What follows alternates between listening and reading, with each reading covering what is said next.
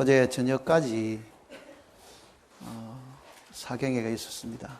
어제 복음 말씀을 듣고 주님의 사랑을 깨달으신 분들이 많이 있었습니다. 집회를 위해 가지고 보이는 곳이나 보이지 않는 곳에서 수고하신 형제 자매님들이 굉장히 많았습니다. 모두가 다 합심하는 마음으로 복음 전하는 일들에 같이 동참을 했습니다. 우리가 이 땅에서 주님을 위해서 수고한 것에 대한 보상은 받을 수가 없지만은 주님 앞에 이르게 되면은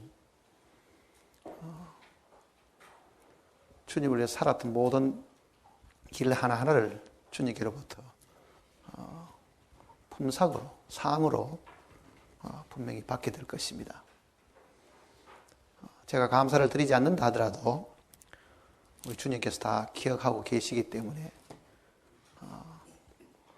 수고하신 모든 분들이 마음으로 주님의 위로를 받으시길 바랍니다. 어제 말씀을 이어서 다시 조금 복음을 공부하도록 하겠습니다. 이사야 53장을 보십시다.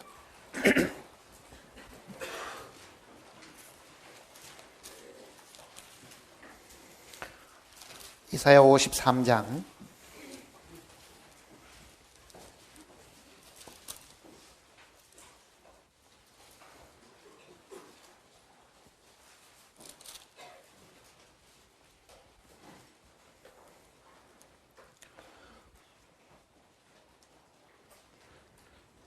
1절 말씀부터 보겠습니다. 53장 1절. 우리의 전한 것을 누가 믿었느뇨? 여호와의 팔이 네게 나타났느뇨?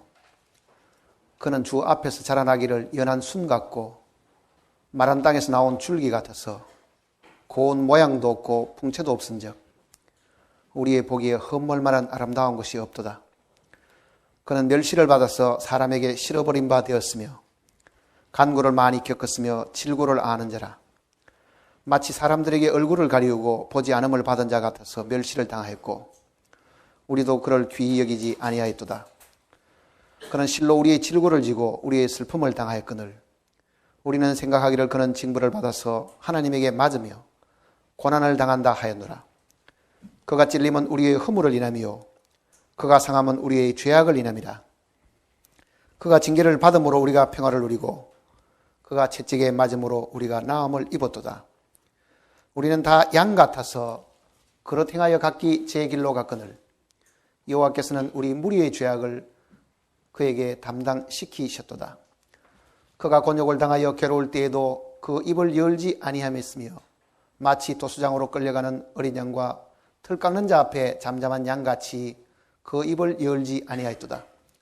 그가 곤욕과 신문을 당하고 끌려갔으니 그 세대 중에 누가 생각하기를 그가 산 자의 땅에서 끊어짐은 마땅히 형벌받을 내 백성의 허물을 인함이라 하였으리요. 그는 강포를 행치 아니하였고 그 입에 괴사가 없었으나 그 무덤이 악인과 함께 되었으며 그 묘실이 부조와 함께 되었도다. 여호와께서 그로 상함을 받게 하시기를 원하사 질고를 당케 하셨은즉 그 영혼을 속건 제물로 드리게 되면 그가 그 실을 보게 되며 그 날은 길 것이요 또 그의 손으로 여호와의 뜻을 성취하리로다. 가라스 때 그가 자기 영혼의 수고한 것을 보고 만족히 여길 것이라. 나의 의로운 종이 자기 지식으로 많은 사람을 어렵게 하며 또 그들의 죄악을 친히 담당하리라. 이러므로 내가 그로 존귀한 자와 함께 분깃을 얻게 하며 강한 자와 함께 탈취한 것을 나누게 하리니 이는 그가 자기 영혼을 버려 사망에 이르게 하며 범죄자 중 하나로 헤아림을 입었습니다. 그러나 실상은 그가 많은 사람의 죄를 지며 범죄자를 위하여 기도하였느니라 하시느라. 기도하십시다.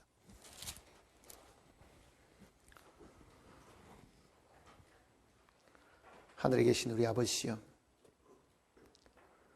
우리가 정말 마음에서 우러나오는 찬송을 아버지께 드립니다. 우리를 사랑하신 그 사랑이 너무나도 크고 우리를 위해서 베푸신 그 은총이 너무나도 크므로 주님의 은혜를 입은 많은 영혼들이 주님을 찬양하지 않을 수가 없고 감사를 드리지 않을 수가 없습니다. 주님의 보혈로 죄 사함을 받은 많은 형제 자매들이 한자리에 모여서 목노와 찬송을 부르고 주님께 영광을 돌립니다. 찬송 중에 거하시는 아버지께서 찬송을 통해서 영광을 받으시옵고 이 시간이 우리에게는 큰 기쁨의 시간이 될 수 있도록 복을 주시옵소서. 어제까지 있었던 사경회를 통해서 주님을 알지 못하고 주님의 사랑을 깨닫지 못했던 많은 영혼들이 주님께로 돌아왔습니다. 의인 99보다 죄인 하나가 돌아옴으로 인해서 하늘에 큰 기쁨이 된다고 하신 주님께서 이 일을 통해서 크게 기뻐하시고 영광을 받으신 줄 믿습니다. 이 일을 위해서 함께 수고한 많은 영혼들도 주님께서 복을 주시고 그들의 장래에 장차 주님 앞에 이를 때에 큰 상급을 받을 수 있도록 주님 복을 주시옵소서.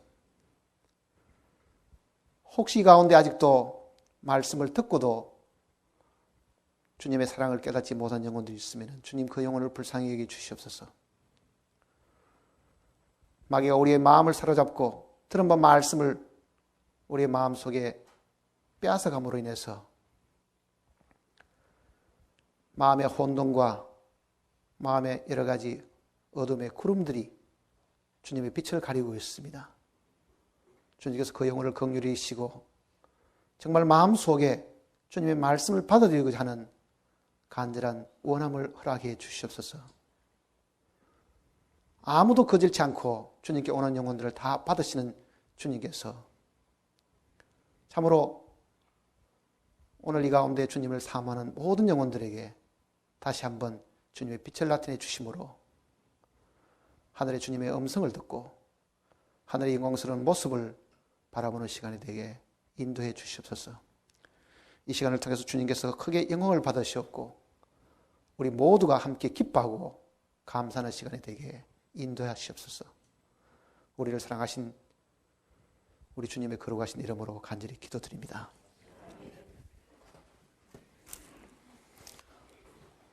이사야 53장은 메시아장이라고 불리는 곳입니다. 예수님이 이 땅에 오셔서 고난 받으시고 우리 죄를 사하시는 그 내용을 이사야 선지자가 주님 돌아가시기 700년 전에 하나님께 받은 그 계시로 기록을 해 주셨습니다.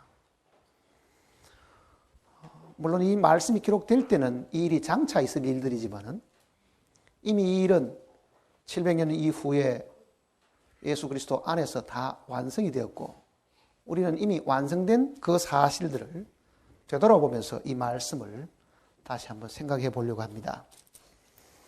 1절부터 보시면요.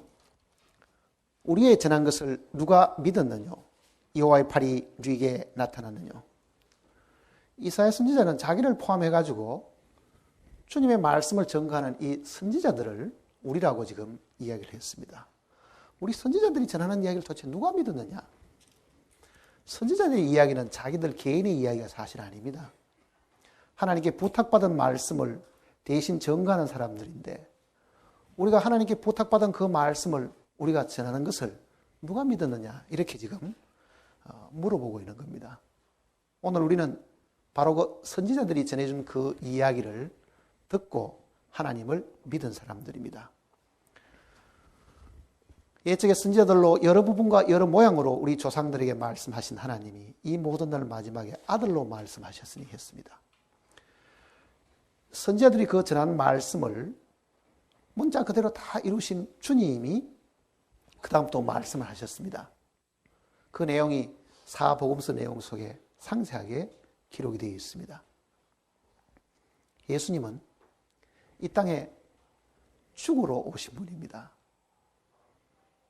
이 지구상에 많은 사람들이 예수님의 탄생을 기념하지만은 우리는 주님의 탄생을 기념해야 될 사람들이 아닙니다. 성경 어디에도 주님의 탄생을 기념하라는 곳이 사실 없습니다. 주님의 오신 목적은 이 땅에 죽으시러 오셨기 때문에 우리가 기억하고 기념해야 될 것은 주님의 죽으심을 기념을 해야 됩니다.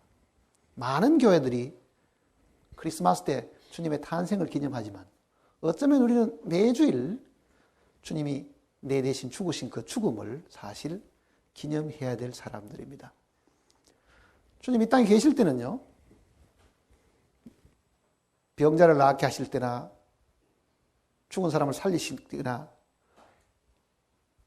중풍병자가 주님 앞에 스스로 자기 발로 오지 못할 때에 네 사람에게 친구가 지붕을 뜯어내려가지고 중풍병자를 주님 앞에 데려내렸을 때도 주님은 그 중풍병자를 향해 가지고도 소자여 네 죄가 사해졌느니라 그렇게 이야기했습니다. 많은 사람들은 그걸 의아하게 생각했습니다. 어떻게 자기가 감히 죄를 사해졌다고 이야기할 수 있는가? 죄를 사해졌다고 말할 수 있는 분은요, 그 죄의 빚을 갚으신 분이 아니면 그 말을 할 수가 없습니다. 내가 어떤 사람의 빚을 탕감해 죽은 다음에 당신 죄는 빚은 다 갚았습니다 라고 말할 수 있는 것처럼 예수님은 바로 그 죄의 빚을 다 갚으신 분이기 때문에 자신이 친히 몸으로 십자가에 달려서 그 빚을 갚으신 분이기 때문에 그 권한을, 죄 사함의 권한을 사실 가지고 있는 거잖아요. 우리는 예수님만 죄 사하는 권세가 있음을 사실 알고 있습니다. 우리가 갚지 못할 빚을 그가 친히 몸으로 때우고 피를 흘리시고 갚으셨는데 그 갚은 그 장 본인이 죄 사할 수 있는 권한이 사실 있는 거예요. 그러니까 우리의 죄 사함은 하나님께로 친히 죄 사함을 받을 수 있는 겁니다. 근데 이 내용을 읽어보면은 그 부분에 대한 것을 굉장히 지금 상세하게 설명을 해주고 있습니다. 그래서 모두가 다 익히 잘 알고 깨달은 이 복음을 오늘은 이사야 53장을 통해서 다시 한번 회상을 해보려고 하는 겁니다. 2절을 보시면요. 그는 주 앞에서 자라나기를 연한 순 같고 마른 땅에서 나온 줄기 같아서 고운 모양도 없고 풍채도 없은즉 우리의 보기에 흠모할 만한 아름다운 것이 없도다. 이사야 선지자는 장차 이 땅에 메시아가 오시게 되는데 그 메시아의 그 모습을 하나님이 주시는 그 계시를 따라 가지고 모습이 어떤가 하는 것을 지금 가르쳐 주셨습니다. 주 앞에 자라나기를 연한 순 같고 마른 땅에 나온 줄기 같아서 물이 많은 곳에 자라면은 식물도 아주 이렇게 보기에도 좋겠지요. 바짝 마른 황무지 같은 데 자라는 나무들은 어때요? 비실비실하고 어떻게 보면은 볼품이 없지요. 지금 이사야 선지자는 예수님이 마른 땅에 나온 줄기 같은 분이셨다. 그리고 고운 모양도 없고 풍채도 없으셨다. 그래서 사람들 눈에는 별로 흠모할 만한 대상이 못 되었다. 이렇게 지금 설명하고 있는 겁니다. 사람들 눈에 예수님이 그렇게 호감을 가진 만큼 그런 풍채를 가지고 있지 않았다는 것을 지금 설명을 하고 있는 겁니다. 마른 땅에는 꼭 식물처럼 사람들이 볼 때는 무시할 수 있는 정도로 어떻게 보면은 사람들이 대수롭지 않게 천하게 이길 정도로 아주 평범하게 그렇게 생기셨던 모양입니다. 3절을 보시면요. 그는 멸시를 받아서 사람에게 시름벌이가 되었으며 간구를 많이 겪었으며 질고를 아는 자라. 마치 사람들에게 얼굴을 가리고 보지 않음을 받은 자 같아서 멸시를 당하였고 우리도 그를 귀히 여기지 아니하였도다. 예수님이 인간 사회 속에 함께 거하셨지만은요, 사람들이 그분이 하나님이 육신의 몸을 입고 이 땅에 오신 분으로 생각하고 귀하게 여기지를 않았다는 뜻입니다. 몰라봤다는 이야기잖아요. 전혀 몰라보니까 무시하고 멸시하고 귀히 여기지도 않고 그런 분으로 이 세상에 사실 계셨는데 태어날 때부터도 누울 자리가 없었잖아요. 그러니 말 구유에 갓난아기를 이렇게 누우셨고 가난한 마리아와 요셉에게서부터 어린 시절부터 굉장히 육신적으로도 고통과 어려움과 시련을 많이 사실 겪으셨습니다. 그가 천지를 만드신 창조주 자신이지만은 그는 어떻게 보면은 이 땅에 육신으로 오셔가지고는 그가 만든 이 천지 창조의 그 많은 만물들도 그가 자유롭게 누릴 수가 사실 없었다. 그 얘기입니다. 그것은요, 그가 굶주리고, 그가 고통 속에 있고, 그가 슬픔을 겪는 사람이 되신 것은요, 우리에게 기쁨을 주시고, 우리에게 뭔가를 공급하시고, 정말 우리의 필요를 채우기 위해서 그가 굶주리고, 고통을 당하고, 외로움을 당하고, 그렇게 사실 하신 그 모범을 성경이 가르쳐 주는 겁니다. 우리는 신약 성경을 어디를 읽어봐도 예수님이 반대수하고 웃으셨다 그런 말씀이 없지요. 웃는 것이 우리는 건강에도 좋다고 말하지만은 주님이 크게 웃으셨다든지 그런 말씀이 사실 없다고요.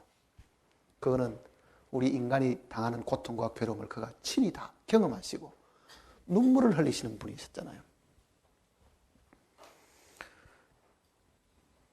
스스로 자기를 낮추시가 인간이 되셨기 때문에 사람들 눈에는 그가 하나님의 아들인 줄을 몰라봤다. 그 이야기입니다. 조금만 그가 자기가 하나님의 아들로 이 땅에 온 것을 조금만 사람들에게 능력을 나타내 보이시고 뭔가 말로라도 뭐 조금 이렇게 드러내셨다고 하면은 아마 크게 존경을 받을 수 있었겠지만은요. 그러나 그는 끝까지 자기를 낮추시고 순종을 하셨습니다. 왜 그러셨냐면은 마지막 피 한 방울까지도 죄인을 위해서 흘리시기 위해서 그가 고통을 사실 당하신 것이에요.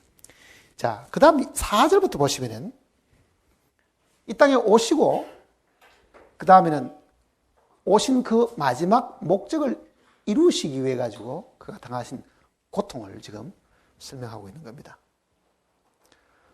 출생 그 자체가 목적이 아니지요. 그가 출생하신 것은, 성육신하신 것은 그 몸이 십자가에 달리시기 위한 거기 때문에 이제는 이 땅에 오신 하나님의 뜻을 이루기 위해 가지고 그가 지금 십자가로 나아가는 그 길을 지금 보여주셨습니다. 4절을 보시면요. 그는 실로 우리의 질고를 지고 우리의 슬픔을 당하였거늘 우리는 생각하기를 그는 징벌을 받아서 하나님께 맞으며 고난을 당하였다 하였노라. 사람 눈에는 예수님이 십자가에 그 고통당하는 것이 강도들처럼 무슨 죄가 있어 죽겠거니 이렇게 생각을 했다는 얘기입니다. 예수님이 살아 계실 때도 그 예수님을 못 알아본 것처럼 예수님이 십자가에 달리실 때도 그 십자가의 죽음이 바로 십자가에 못 박고 있는 이 땅에 있는 많은 죄인을 위해서 죽는 줄을 사람들이 몰랐다는 이야기잖아요. 5절을 보시면요. 그가 찔림은 그는 양손과 양발에 못으로 박혔고 우리의 허물을 인하며 그가 상함은 우리의 죄악을 인함이라. 그가 징계를 받음으로 우리가 평화를 누리고 그가 채찍에 맞음으로 우리가 나음을 입었도다. 육신이 죄를 짓기 때문에 육신의 온갖 이 고통과 괴로움, 채찍으로 두들겨 맞고 찔리고 상하고 하는 그 모든 것이 예수님 자신이 죄가 있어서 당하는 것 같으면 그 죄값으로 고통을 당하는 것이지만은 예수님을 재판했던 빌라도까지도 이 사람에게는 죄가 없다. 이 사람에게는 죄가 없다. 너희가 그 죄를 당하라. 빌라도는 손까지 다 씻어버리고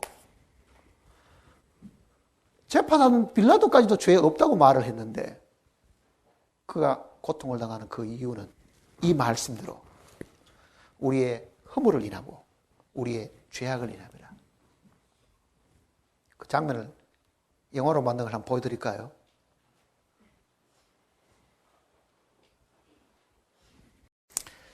죄 없으신 분이 죄를 뒤집어 쓰고 당하는 모습이죠.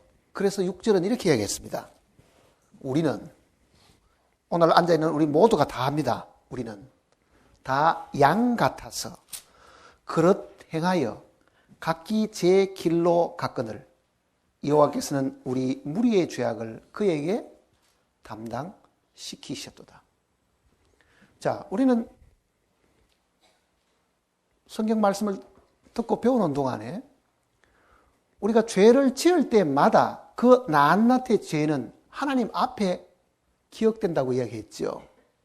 그러니 하나님 앞에는 우리 죄를 기록해 놓은 죄책이 사실 있는 거예요. 죄책이.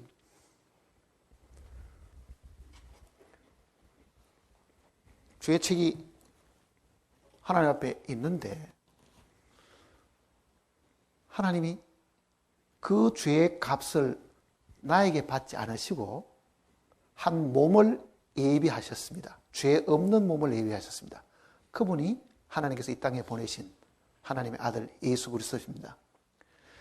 십자가에 달려 돌아가실 때 하나님이 하신 일이 뭐냐 그러면은 우리는 다 양 같아서 그릇 행하여 각기 제 길로 갔거늘 여호와께서는 우리의 죄악을 그에게 담당시키셨다. 십자가에 달릴 때 그 십자가 위에 주님의 머리 위에는 하나님이 옮겨놓은 우리 죄가 거기에 있다. 그 얘기입니다. 우리의 이 죄의 장부를 하나님께서 예수님에게 짊어지게 해서 예수님을 하면 우리 죄가 되게 하셔서 거기에 하나님의 진노의 심판이 내리는 거예요. 우리는 그때 그 장면을 잘 모릅니다.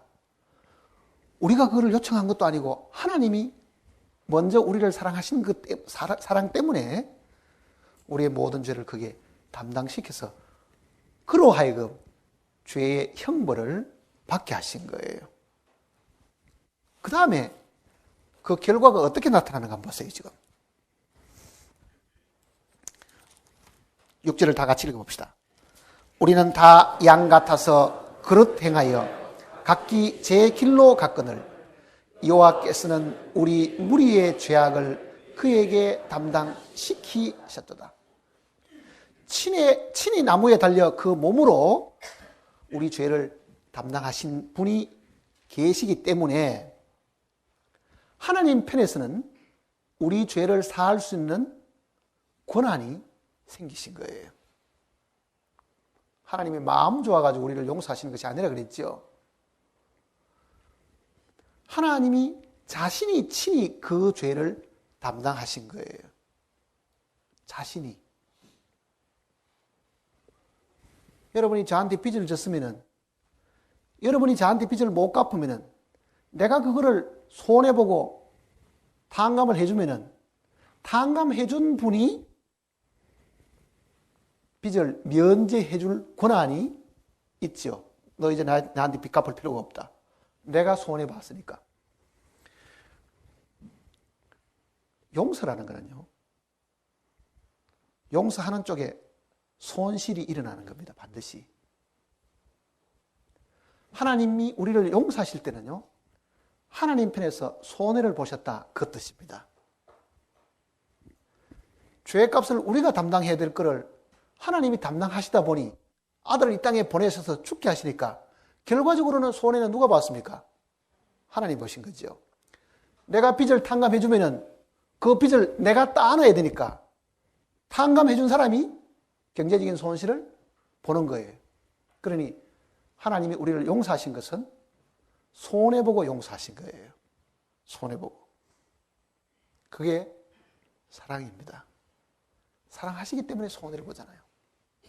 우리는 자식을 위해서는 생명이라도 내어놓을 만큼 모두가 다 마음에 사랑이 있습니다. 그렇지만은 아무도 모르는 사람이 물에 빠지고 불 가운데 있고 혹은 망했다고 해가지고 내가 그 사람을 향해가지고 돈을 주겠어요? 인정을 베푸겠어요? 그 사람을 위해서 내가 손해 안 보지만은 사랑하는 사람을 위해서는 분명히 내가 기꺼이 손해보는 거죠. 그러니 하나님 편에서 엄청난 손실이 발생한 거예요. 그거를 하나님 자기가 따내신 거죠. 죄의 삭은 사망이다. 그 사망을 따내셨죠.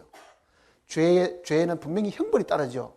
그 채찍에 맞는 것과 고통을 당하는 것, 그것도 하나님이 따내셨죠.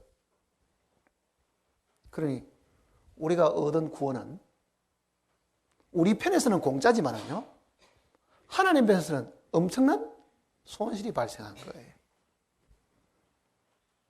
손해 안 보는 사랑은 다 거짓입니다. 주는 것이 없는 사랑은 다 가짜라는 뜻입니다. 말로만 하는 사랑은 아무 의미가 없잖아요. 그러니 하나님께서도 손해 보시고 주시고 그래서 사랑한 거예요. 그러니 만일 오늘 우리가 어떤 사람을 용서한다든지 사랑한다든지 할 때는요, 그 말하는 사람이 내가 이 말을 하는 이면에 내가 손해보는 것이 있는가, 그걸 봐야 돼요. 손해보는 것도 없이 내 너 사랑한다, 내 용서한다, 그 말은 있을 수 없어요. 부모가 자식을 사랑할 때는 분명히 손해보는 일이 너무 많죠.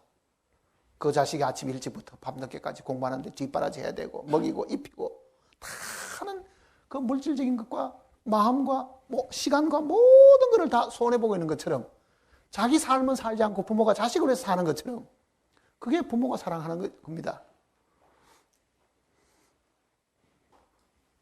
구원받은 사람들 사이에서도 서로 사랑한다는 말이 있으려고 하면요, 분명히 말하는 사람이 자기가 손해보는 게 있어야 됩니다. 손해보지 않는 사랑은 말뿐인 사랑입니다. 말뿐인 사랑. 그건 사실 사랑도 아니죠. 자, 하나님이 우리를 사랑하신 것은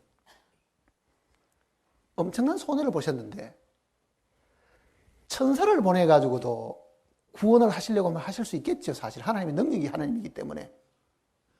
우리 죄인을 구원하는데 하나님이 심부름거를 시켜가도 구원하시려고 하실 수 있지만은 정말 우리 인간을 사랑하시기 때문에 하나님 자기가 발벗고 나서신 거예요.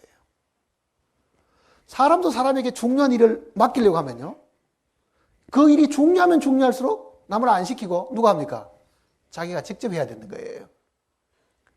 하나님께서 우리를 구원하시는 그 구원이 하나님의 사자들을 통해서 완성하시지 않고 하나님이 친히 나서서 하실 만큼 이 일이 하나님 마음에는 크게 중요한 일인 거예요. 하나님의 아들을 우리의 죄값으로 내놓으실 만큼 그게 중요한 일이었다, 그 이야기입니다. 그런데도 우리가 지금 그 이야기를 듣고도 마음에 아무 감동이 없고 아무 생각이 없다 그러면은 그거는 하나님을 절대적으로 모욕하는 것밖에 사실 되지 않는 겁니다. 얼마나 사람이 무정하고 우매하면은요, 하나님이 자기를 사랑하신 그 사랑에 대한 반응이 없는 걸 생각해 보세요. 반응이 없는 거.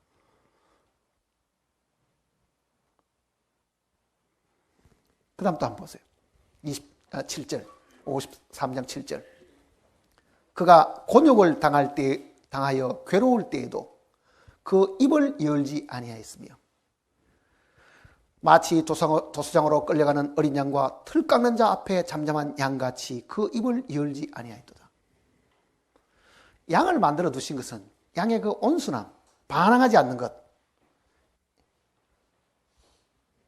그 양으로 오신 예수님을 사람들에게 가르쳐 주시기 위해서 우리가 동물 그 양을 하나님이 만들어 놓으신 줄 사실 알고 있습니다. 양의 그 온순한 성격은 틀을 깎을 때도 가만히 있죠. 목을 딸 때까지도 객소리도 안 하고 가만히 있습니다. 양들은 이상하게. 그거는 절대적인 순종이에요. 예수님이 어린 양으로 이 땅에서 잡혀 죽으시고 고통을 당하시는 그 시간에도 양이 틀을 깎는 것처럼 예수님도 온 몸을 다 벌거벗김을 당했잖아요. 그게 얼마나 치욕이고 수치입니까? 그래도 그는 입을 열지 않았다. 그거를 불평하지 않았다. 왜? 하나님의 뜻을 이루기 위해 가지고. 하나님이 사람 사랑하신 것을 확정시켜주고 그거를 완성하기 위해 가지고 그런 입에 불평 한마디 하지 않으셨다. 그 얘기입니다.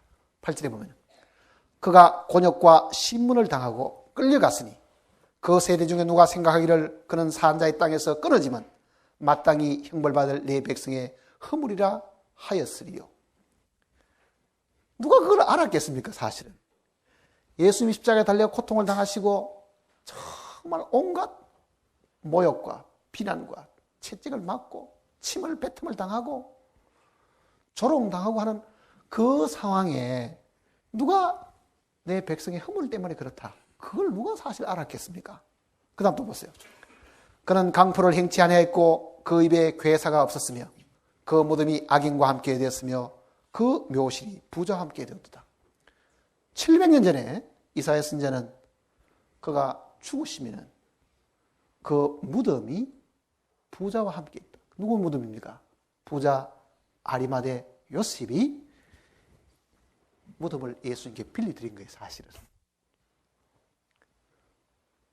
그 부자의 무덤에 예수님이 안치가 되셨는데 그것도 미리 하나님께서 정해놓으셨고 정해놓으신 분이 우리에게 알려주신 것입니다. 그 다음 보세요. 여호와께서 그로 상함을 받게 하시기를 원하사 질고를 당케 하셨은즉 그 영혼을 속건 제물로 드리기에 이르면, 그 다음 뭐라고 되어 있습니까? 그가 그 씨를 포게 되며 그 날은 길 것이요 또 그의 손으로 여호와의 뜻을 성취하리로다. 자, 이 10절 내용은 조금 설명이 좀 필요합니다. 이해하시려고 하면은. 여호와께서 그로 상함을 받게 하사, 그는 하나님이 정하신 뜻에 따라서, 하나님의 그 계획에 따라서, 하나님이 인간 사랑하시는 그 사랑의 본래 하나님의 뜻을 따라서 지금 예수님이 그 뜻을 이루시는 분이기 때문에 여호와께서 그로 상함을 받게 하시기를 원하사, 이렇게 이야기했죠. 그 다음에 원하사 질고를 당케 하셨은즉, 그 다음 뭐가 있습니까? 그 영혼을, 그랬습니다. 그 영혼을, 예수 그리스도의 그 영혼을 뭐라 한다고 했습니까?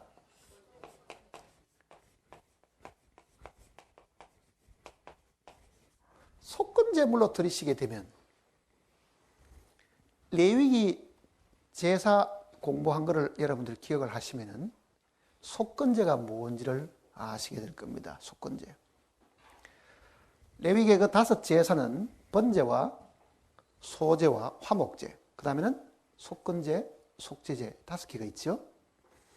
이 속건제라는 것은 우리가 지었던 범죄들을 두고 하는 이야기입니다.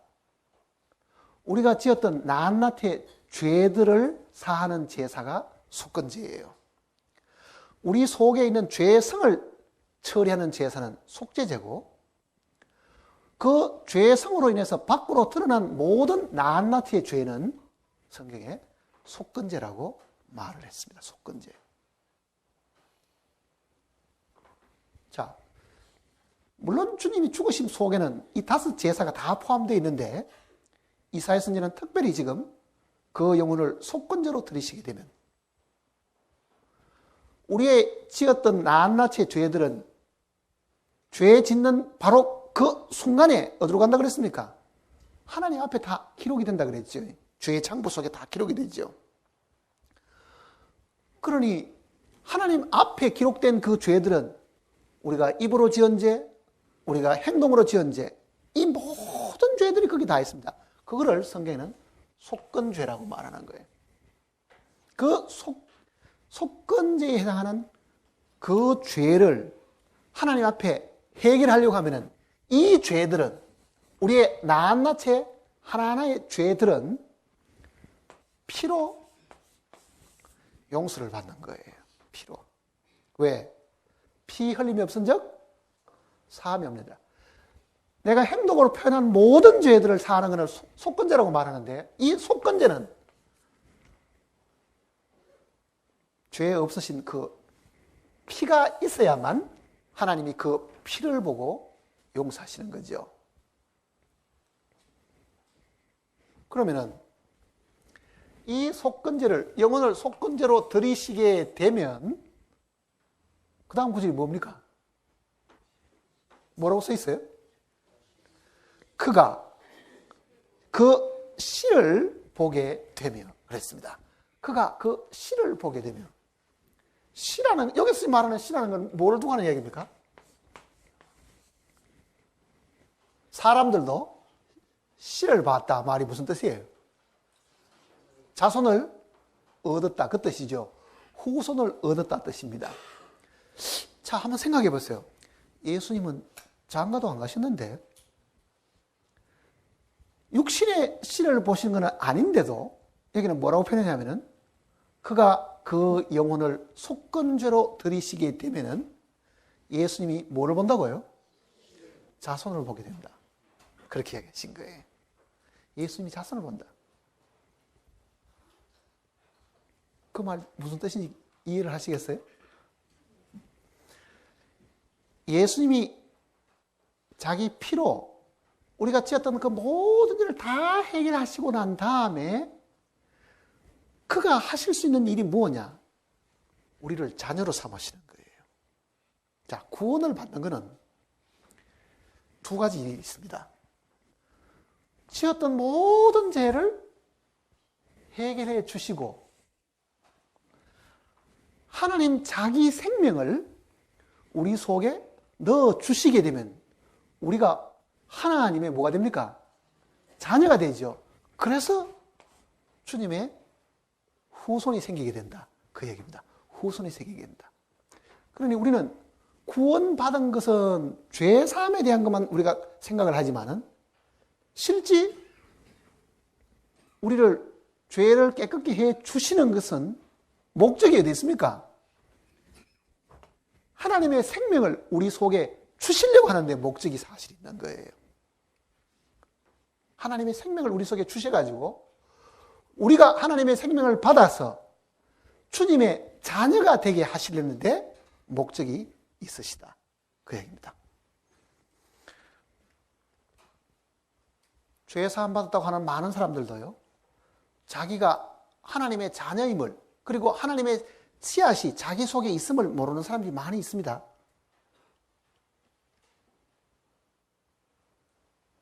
그러면 우리는 창세기부터 시작해서 요한계시록까지를 쭉 이렇게 보면은 하나님이 자기가 지으신 사람을 향하신 뜻이 한 가지가 있었는데, 본래 하나님이 아담에게 향하신 그 뜻은요, 죄사함이 아닙니다.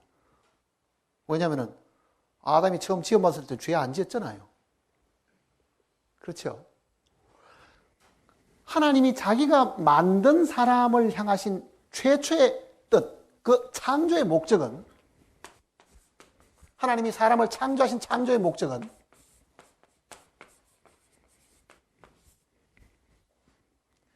하나님의 자기 생명을 아담 속에 넣어주시려고 하는 거였다고요. 아담 속에 넣어주시려고 하는 거예요. 그러면 아담도 하나님께로부터 태어난 하나님의 자녀가 되겠죠. 거듭났습니까?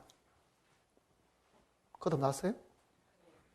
대답 안 하신 분은 아직 거듭 안 나시는 거예요. 그렇게 믿으면 되겠습니까? 자, 어떤 사람이 나보고 묻기를, 당신 거듭났습니까? 아니요? 거듭나야 됩니다. 자, 내가 거듭 안 났다고 말하면은 어떤 사람은 나보고 거듭나라고 말하지요. 그 말이 맞습니까? 틀립니까? 한번 얘기해 보세요. 제가 여러분에게 거듭 안 났습니까? 거듭나세요. 거듭나야 됩니다. 그 말이 사실은 틀리는 이야기예요. 왜 그렇습니까? 태어나고 싶어서 태어날 수 있어요? 내가 태어나고 싶으면 태어날 수 있느냐고 한번 이야기해 보세요. 육신적으로도 내가 태어나고 싶어 태어났어요? 그러면은 다시 태어나는 것도 나 다시 태어나야 되겠다. 그렇게 태어난 사람이 이 지구상에 아무도 없어요. 우리는 사람들에게 거듭나라고 강요를 할 수가 사실 없어요. 놓는 거는 누가 낳아야 돼요? 부모가 낳아야 되고, 영적으로 날아가면 누가 낳아야 돼요? 하나님이 나를 낳아야 되지. 거듭나야 됩니다. 거듭나세요. 그러면은 이제부터 용어를 한번 써봅시다. 이제 나 이제 거듭나야지. 어떻게 하면 될까? 기도, 참아? 믿어? 그거는 자기가 거듭나는 게 아니에요, 사람이. 자기가 태어날 수 없는 거예요. 진리의 말씀으로 우리를 낳으셨다 했지 누가 자기 보고 나라 그랬어요. 그런데 많은 사람들은 실험 안 한 거예요. 거듭나라 그러는데 왜 나는 거듭 안 나지? 뭐가 잘못됐는가? 회개를 안 했는가? 눈물을 안 흘렸는가? 아니라고요. 거듭나게 하시는 분은, 영적으로 거듭나게 하시는 것은 하나님이 하셔야 됩니다. 하나님이 내 속에 생명을 주셔야만 내가 생명을 받을 때 거듭나게 되는 거잖아요. 아담의 몸은 창조된 몸이지 그 몸에는 태어날 때 주신 생명이 그 속에는 없었습니다. 아담에게도. 자, 그럼 보세요. 속건 제물로 드리시게 되면은 씨를 보게 된다 하는 것은 무슨 뜻입니까? 하나님이 우리에게 생명을 주실 때 그 생명이 우리 속에 들어오면은 우리가 태어나는 겁니다. 그런데 왜 이것이 속건 제물과 자손이 되는 것이, 즉 하나님의 자녀가 되는 것이 이 관계가 있는 것을 봐야 돼요. 왜 지금 하나님이 내 속에 자기 생명을 지금 넣어주면은 내가 지금 이 시간에 태어날 수 있는데 왜 못 태어나는가? 이유가 있어요. 아담이 범죄하기 전이면은요, 상황이 또 달라요. 그러나 아담이 범죄한 이후에 우리가 태어났기 때문에 하나님의 생명은 거룩한 생명이고 하나님의 생명은 더러운 것에 임할 수가 없습니다. 하나님 자신이 너무 거룩하신 분이기 때문에 그 거룩하신 분은 죄와 더불어 함께 존재할 수가 없어요. 그러면 나는 구원받기 전에 뭐가 있습니까? 온통 영육간에 죄가 있지요. 그러니 죄인에게는 성령이 임할 수가 없으신 거예요. 그럼 뭐부터 먼저 해야 되겠어요? 죄 처리하는 부분부터 먼저 해야 되는 거예요. 죄 처리하는 부분부터. 그게 속건제로 드리는 겁니다. 이거는 실제 우리가 마음속에 확실하게 알고 있어야 되는 내용들입니다. 많은 사람들은요, 나 주님 믿기를 원하는데 왜 안 믿어지지? 그거는 꼭 자기 힘으로 태어나려고 하는 거와 똑같은 거예요. 그거보다 더 모순이 없잖아요. 에스겔 36장을 보세요.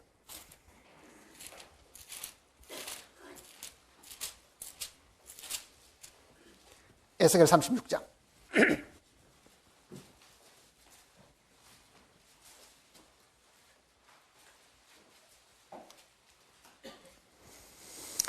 (36장) 26절입니다.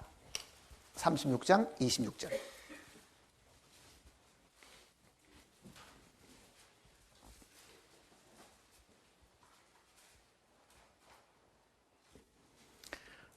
또 새 영을 너희 속에 두고 새 마음을 너희에게 주되 너희 육신에서 굳은 마음을 제하고 부드러운 마음을 줄 것이며. 26절은 우리가 하나님의 영, 성령을 받을 준비를 해야 된다는 걸 먼저 이야기하는 거고, 그 준비가 되면 27절 성령이 우리 속에 들어오시게 됨을 이야기하는 거예요. 그러니까 26절에 있는 새 영과 27절에는 이 신, 즉 내 신을 하는 건, 내 영을 그 말이잖아요. 그거는 성령을 두고 하는 이야기입니다. 앞에 있는 26절의 내 영은 우리 인간의 영이고 인간의 마음이고, 그 인간의 영에 하나님의 영이 임하시게 되는데 그 영이 새롭게 돼야 된다, 그 얘기잖아요. 새롭게 돼야 된다. 새 영과 새 마음이 하나님의 영을 받아들일 수 있는 조건이잖아요, 그게. 그래서 속건 제물을 드려야 되는 거예요. 속건 제물이.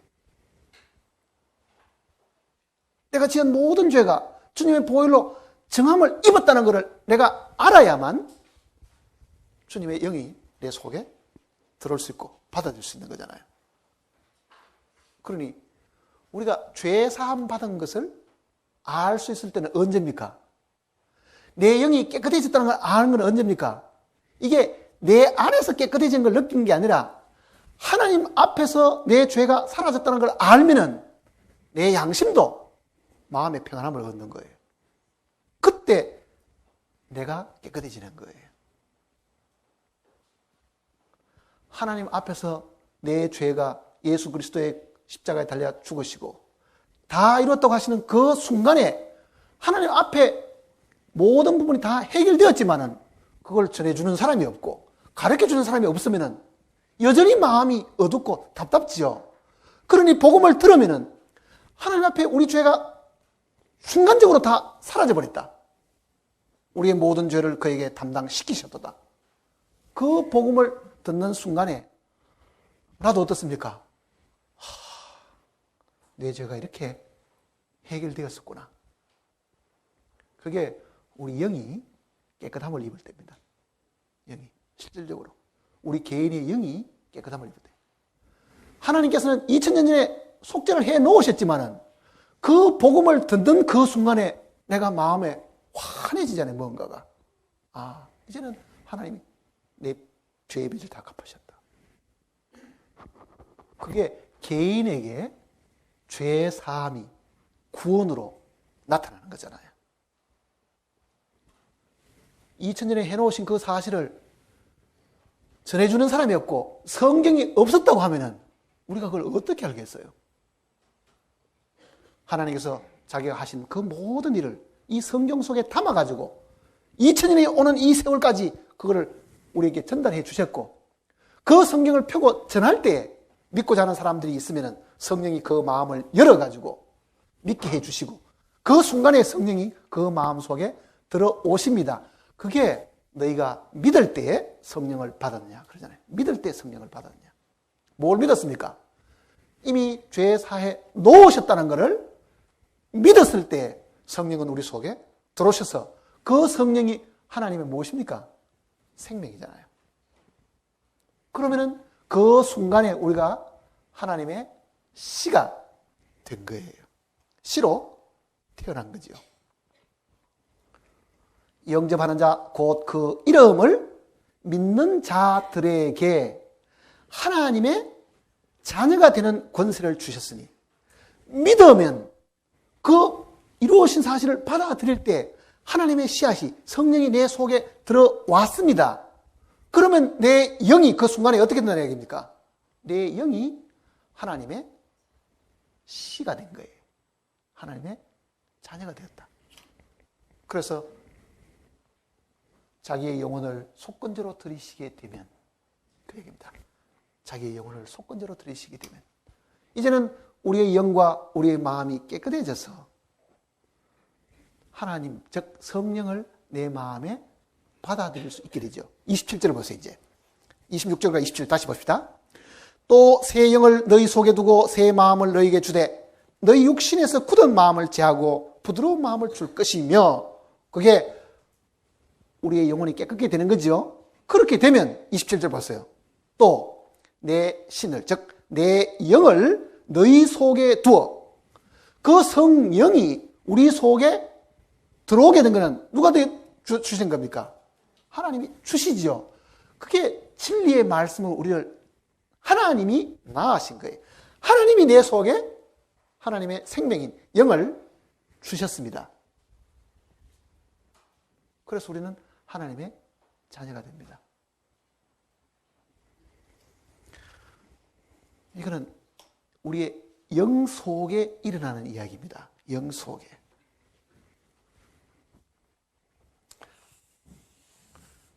사람이 삼중적으로 된 존재라고 말씀을 드렸는데 육체가 있고 혼이 있고 가장 중심에 영이 있는데 하나님이 임하실 수 있는 곳은 성령이 자기 거처를 삼아서 자리를 정할 수 있는 곳은 우리의 영이지 우리의 몸도 아니고 우리의 혼도 아닙니다. 혼은 우리의 생각이나 우리의 감정이나 의지지요. 어떤 사람은 성령 받았다고 막 뛰고 하는 경우가 있습니다. 그거는 자기 혼의 어떤 갑작스러운 충동일 뿐이지요. 성령은 우리의 혼에 임하는 게 아니에요. 성령은 우리의 영에 임하시는 거예요. 영이라야 영을 아는 거예요. 영이라야 영을 아는 거예요. 그러니 내 영을 너희 속에 두어하는 그 영은 성령이시고, 그 성령은 하나님이 처음 생기를 불어넣으실 때 인간 영 속에, 성령이 인간 영 속에 자기 거처를 삼으시는 겁니다. 그렇기 때문에 사람들이 왜 나는 믿었는데 가슴이 뜨겁지 않는가? 왜 갑자기 눈물도 안 나는가? 그 말을 가끔 하지만요, 그거는 느낌이고 감정은 우리의 혼에 속하는 법입니다. 우리가 참으로 말씀을 따라서 우리의 영 속에 주님을 받아들였으면요, 그 영이 우리 안에서 역사할 때, 혼을 통해 가지고 자기의 뜻을 나타내 보일 때 깊이 생각해 보면 눈물이 날 때도 있고 정말 감사할 때가 있고, 그건 다음 이야기예요.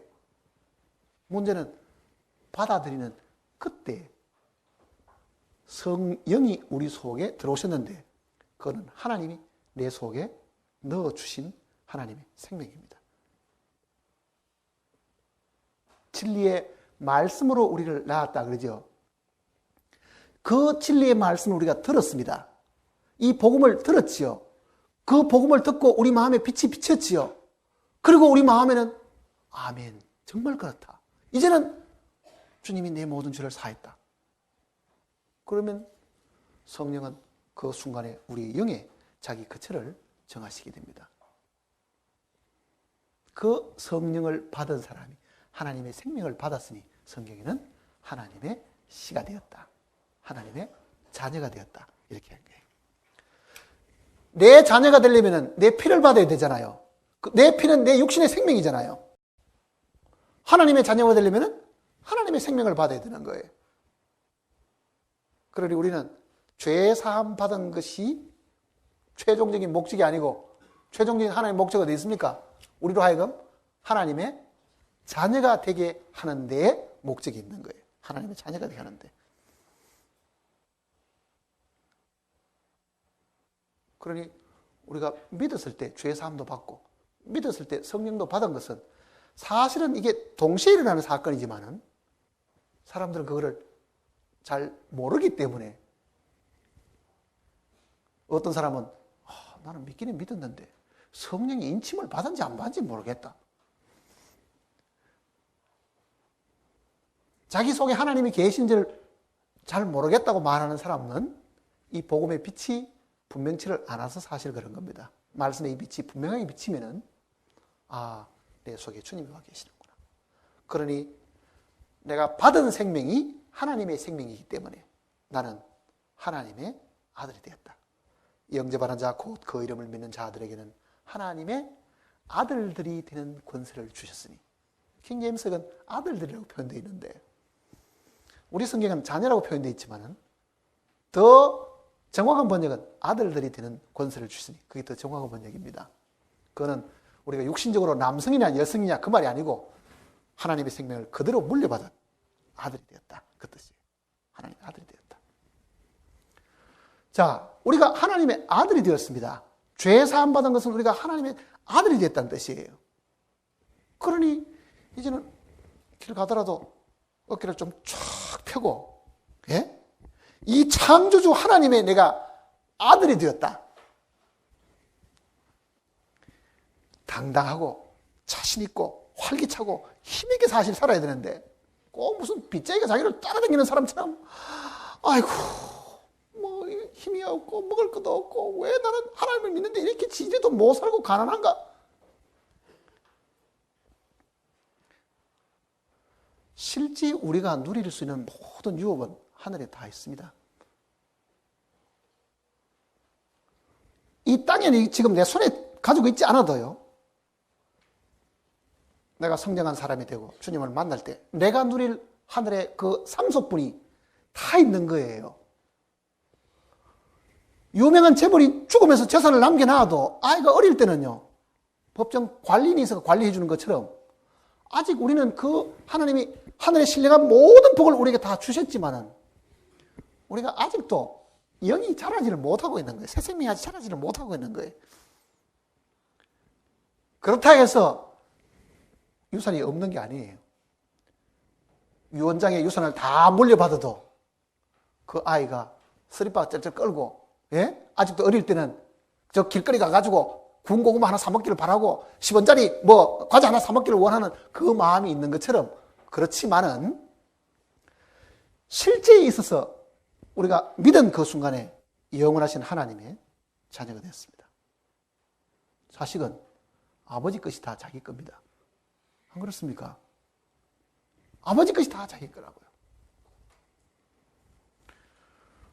하나님은 하나님의 자녀된 모든 사람들이 그 아버지 것을 마음대로 누리고 즐거워하도록 하기 위한 것입니다. 그게 장차 우리가 이를 새하늘과 새 땅에 가면 그렇게 됩니다. 그러나 지금도 그걸 우리가 맛볼 수가 있어요. 정말 우리가 믿음을 가지고 당당하고 자신 있게 살면은 그 새하늘과 새 땅에 누릴 그 영광을 이 땅에서도 맛을 보고 살 수가 있는데도 우리의 눈이 세상을 향하고 우리의 마음이 물질에 사로잡히다 보니 그 신령한 복을 못 보고 있는 거죠. 우리는 눈에 보이는 그것만 지금 좋아하고 만질 수 있는 것만 좋아하지, 이 육체가 좋아하는 것만 좋아하지, 정말 내 영혼이 누릴 수 있는 그 기쁨을 잘 모르고 있는 거예요. 다시 이사야서 53장 들어갑시다.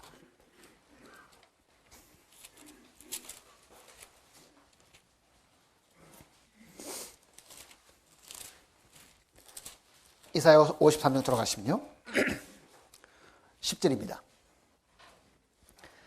여호와께서 그로 상함을 받게 하시기를 원하사 질고를 당케 하셨습니다.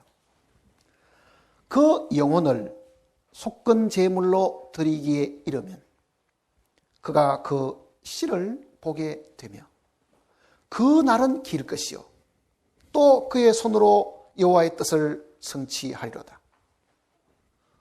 그의 날이 길다. 그거는 영원하다는 뜻입니다. 예수님 이 땅에 사신 생명은 33년밖에 안 되지만은요,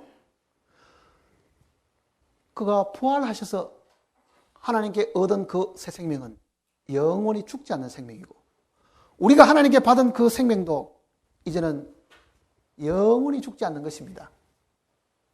이 세상의 모든 것은요, 사람이 하는 짓은, 사람이 만드는 물건이나 사람이 하는 것은 다 유효기간이 정해져 있습니다.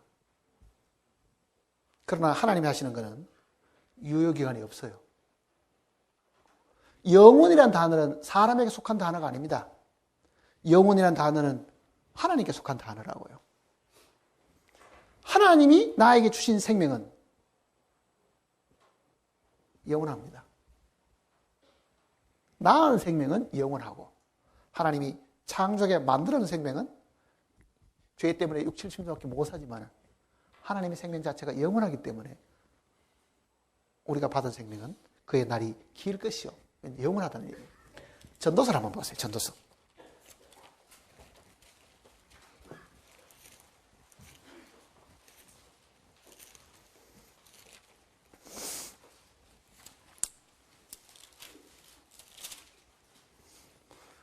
(951페이지) 전도서 3장 14절입니다.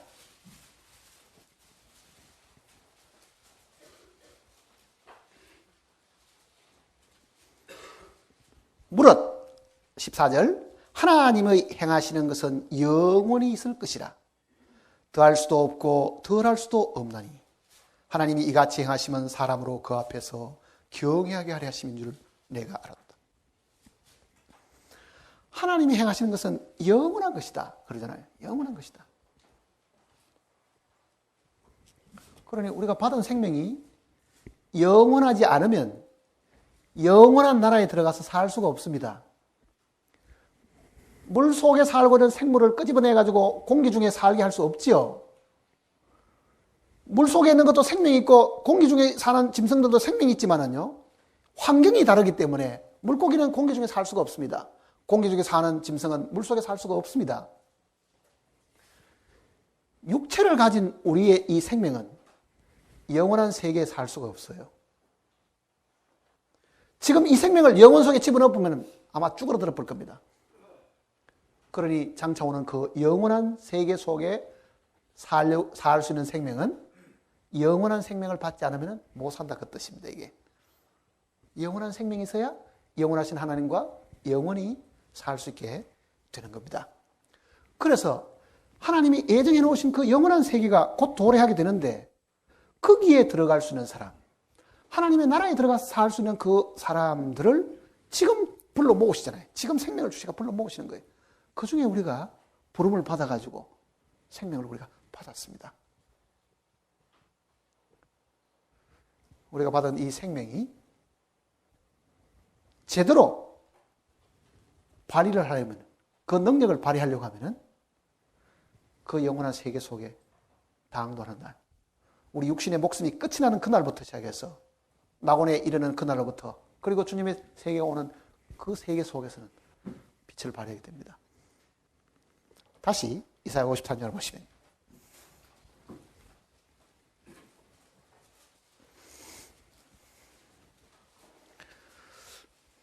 10절 다시 보십시다.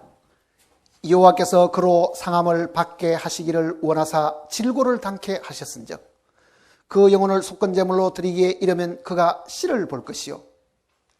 구원받은 사람들이죠. 이제 씨라는 것은 그 날은 길 것이요 또 그의 손으로 여호와의 뜻을 성취하리로다.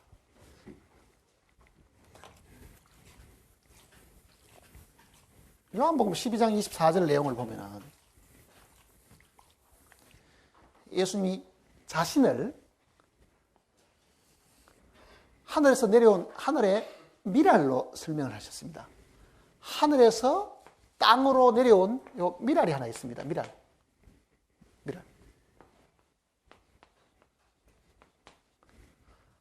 하늘의 미랄이 하늘에서부터 땅으로 내려왔습니다. 요 미랄이 예수님 자신이라는 뜻이잖아요.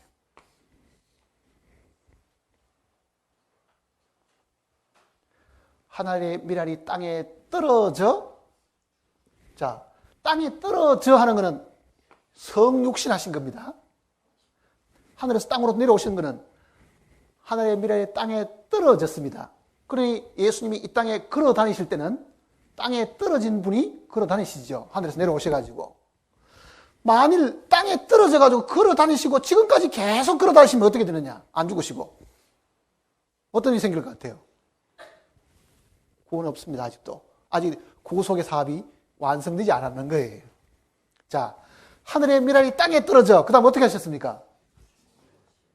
죽으면. 땅에 묻혔지요? 죽으면. 그러니 땅에 떨어져서 죽으셔야만 많은 열매를 맺고 그렇습니다. 자, 땅에 떨어진 분이 죽으셨기 때문에 죽음이 왔습니다. 죽음. 예수님의 이 죽음이 싹이 나고 여기에 다시 이렇게 밀 이삭을 맺게 되는데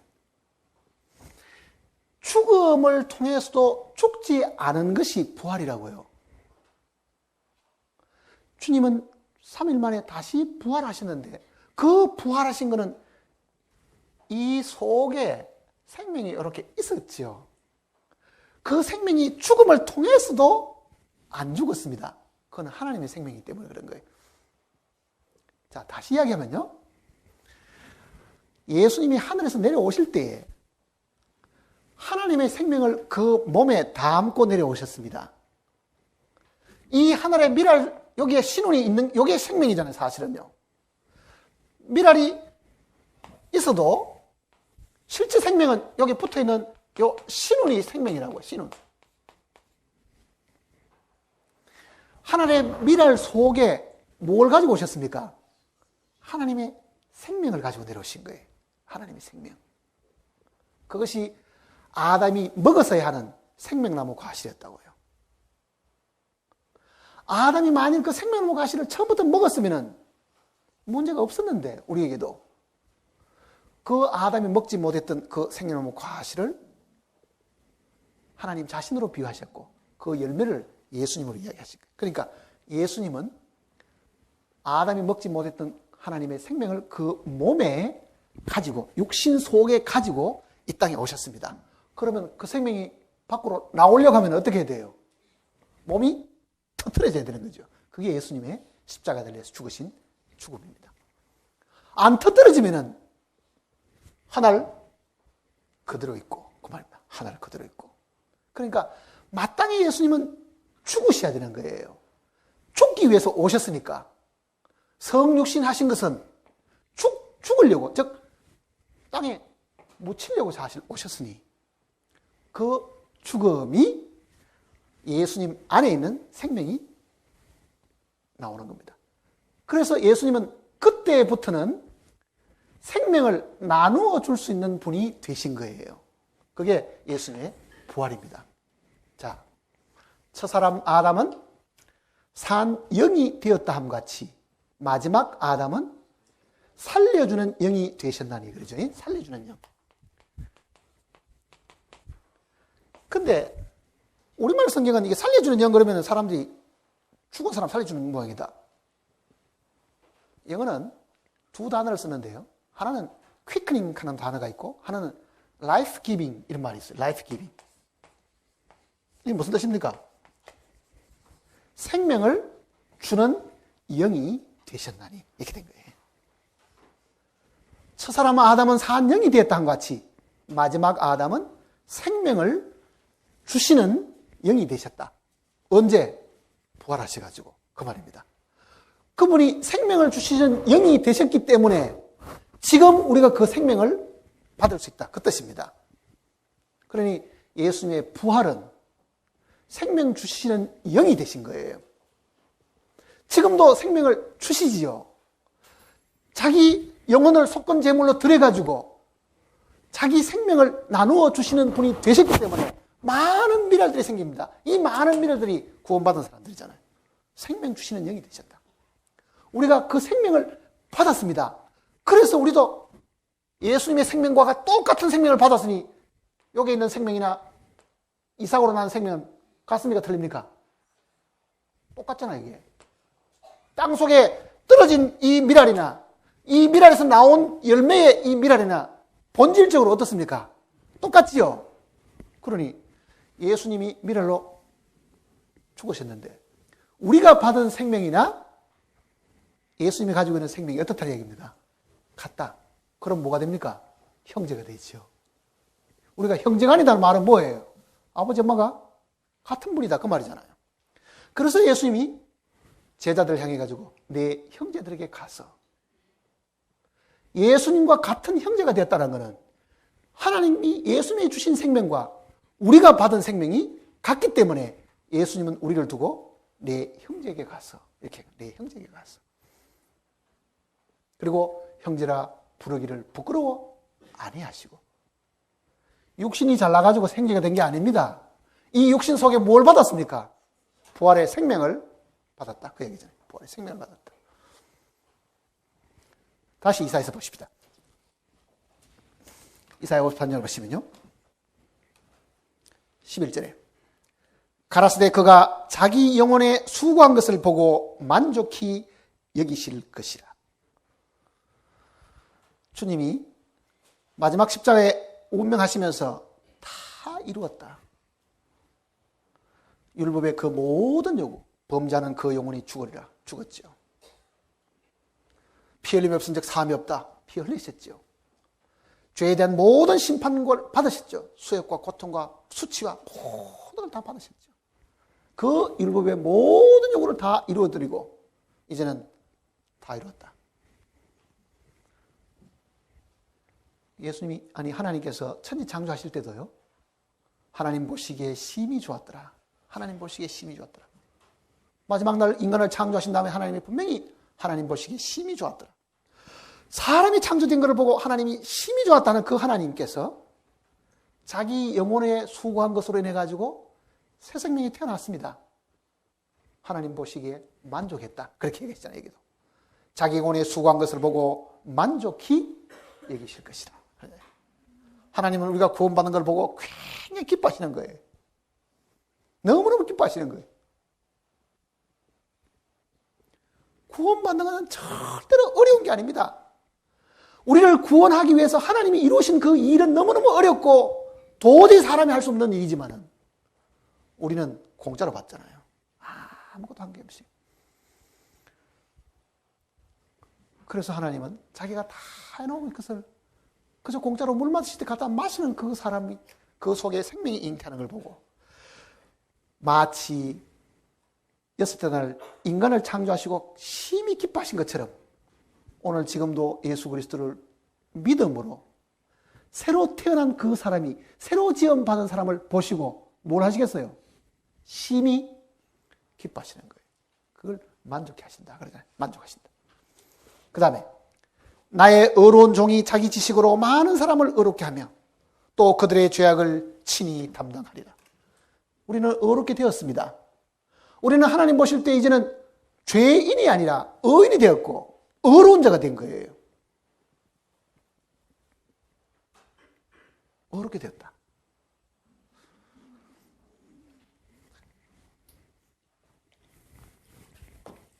성경적인 용어를 조금 우리가 정의를 할 필요가 있는데 성경에는 우리 죄가 용서받았다. 죄 용서란 말이 있죠. 죄사함. 죄사함. 그 다음에 여기는 칭이 어렵다고 불러주는 것. 이건 엄밀하게 조금 다릅니다. 죄사함은 사면하고 똑같아요. 우리는 대통령이 광복절, 개천절 그런 국가적인 명절이 있으면 뭐합니까? 감옥에 갇힌 죄인들을 몽땅 풀어주는 사면이 있죠. 사면. 우리가 죄가 있는데 죄를 사해줘 버린 거예요. 우리가 죄가 있는데 하나님이 우리를 사면해 주신 것이죠. 그런데 칭이라는 것은 뭐냐? 이거는 법적 용어입니다. 법적 용어라는 건 뭐냐면은 재판을 하면서 당신은 무죄입니다. 사면은 있던 죄를 용서해 주는 거지만은 무죄라는 말은 죄가 없다. 그게 칭이에요. 죄가 없다. 그럼 우리는 사면을 받았을 뿐 아니라 하나님이 우리를 보실 때 뭐입니까? 너는 죄가 없다 이제는. 의롭게 되었다. 그 얘기죠. 의로운 자라야만 하늘나라가 살 수 있습니다. 그리고 여기는 많은 사람을 의롭게 하며 그들의 죄악을 친히 담당하리라. 죄악을 친히 담당하는 것은 주님이 우리를 사면하신 것이고 이제 하나님의 법정에서도 재판장이신 하나님이 우리를 보실 때는 무죄다. 죄 하나도 안 지은 사람처럼 무죄다. 이렇게 선언하신 거예요. 그게 우리가 입은 칭입니다. 자, 우리가 무죄가 될 수 있는 게 뭐냐? 어떻게 해서 우리가 무죄가 되느냐? 우리는 죄진 걸 알고 있는데 이게 어떻게 무죄가 되느냐?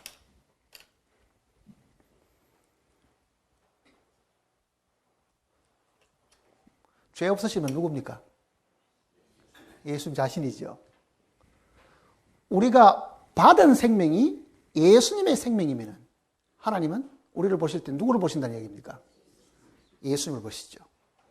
그러니 내가 믿은 예수님은 내가 믿을 때 나와 예수님이 같다는 뜻이고 예수님이 하신 모든 일들이 내 일이라는 뜻입니다. 예수님의 죽음은 내 죽음입니다. 예수님의 부활은 내 부활인 거예요. 예수님이 사셨으면 나도 살았고 예수님이 하나님 앞에 죄 없으신 분이면 나도 죄 없으신 거예요. 그러니까 믿음은 예수님과 나를 하나로 만드는 거예요. 그 사이에 간격이 없는 거예요. 믿음. 그래서 이 죄 사함에 대한 이 용어 가운데 제가 이런 단어가 있다고 이야기했잖아요. 영어 가운데.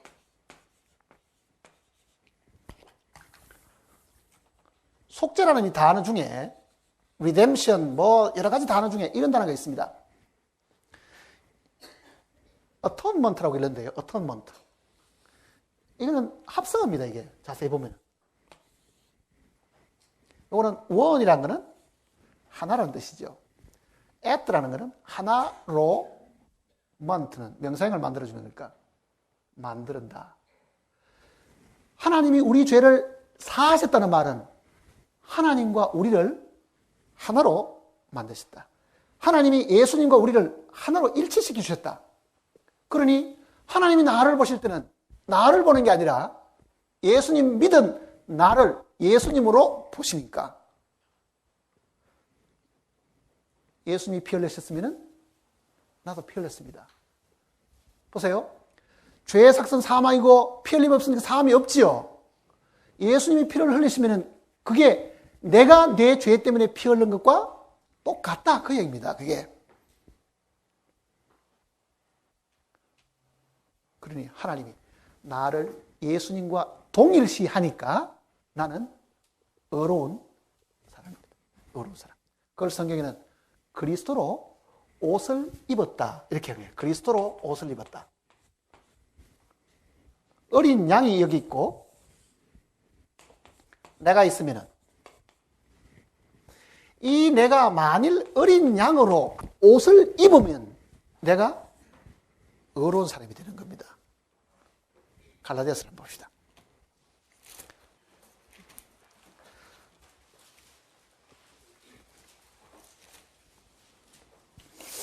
갈라디아서 3장을 보시면요.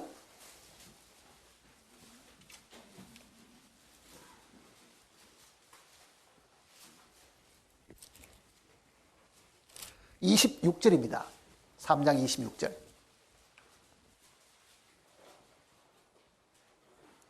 같이 읽겠습니다. 너희가 다 믿음으로 말미암아 그리스도 예수 안에서 하나님의 아들이 되었으니. 자, 믿음으로 하나님의 아들이 되지요. 믿을 때 뭐가 온다 그랬습니까? 하나님의 씨앗, 즉 하나님의 생명이 우리 속에 주어진다 그랬죠. 그래서 우리가 하나님의 아들이 되는 겁니다. 27절 같이 읽어볼까요? 누구든지 그리스도와 합하여 세례를 받은 자는 그리스도로 옷 입었느니라. 그리스도와 합하여 하는 것은 그리스도 안으로 그 뜻입니다. 영어로는 baptize into니까 이거는 그리스도와 합하여. 자, 예수님이 죽을 때에 우리를 그 속에다가 넣어주신 거예요. 그러면은 예수님의 운명이 내 운명이 되게 하신 것은 하나님이 하신 일입니다. 여기서 이 세례는 죽음의 세례를 말하는 겁니다. 그리스도와 함께 죽었습니다.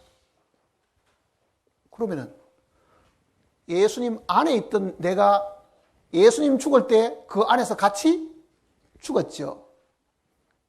그러니 그 사람은 예수님으로 옷을 입고 있다.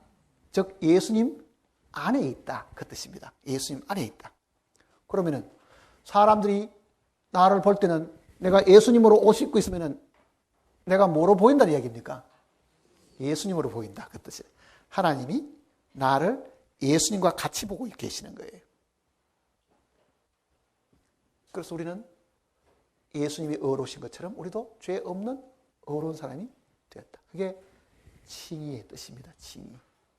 그러니까 우리는 죄 사함 받은 것뿐만 아니라, 예수님의 보혈로 죄 사함 받은 것뿐만 아니라 예수 그리스도와 함께 침례를 받음으로 인해서 그 안에서 함께 죽고 함께 살아났기 때문에 예수님이 나를 이렇게 둘러싸고 있는 것과 똑같은 거예요. 하나님이 나를 보실 때는 내가 예수님으로 옷 입고 있는 것으로 보시니까 그게 오를 입자도 어린 양을 내가 입고 있다, 그 뜻이잖아요. 어린 양을 입고 있다.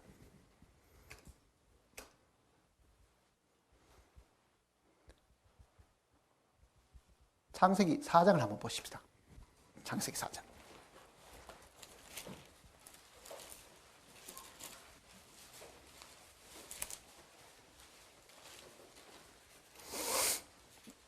창세기 4장.